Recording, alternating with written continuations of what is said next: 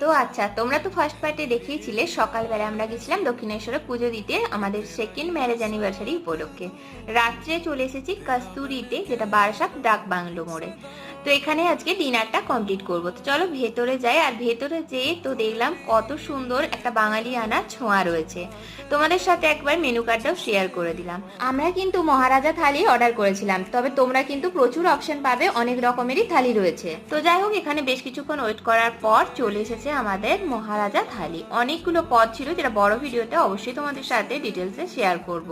আর এরপর দেখতেই পাচ্ছ আমাকে খাবারটা সার্ভ করলো আর নিজেও নিয়ে নিয়েছে। তো ও খাচ্ছে কিন্তু মাটন আর আমি চিকেন, যেহেতু আমি মাটন খাই না। আর এদিকে দেখো, এটা ছিল ওদের একটা স্পেশাল মেনু, যেটা আমি তোমাদের সাথে শেয়ার করব লং ভিডিওতে। খেতে কিন্তু দারুণ ছিল। আর শেষ পাতে খাচ্ছি মিষ্টি দই।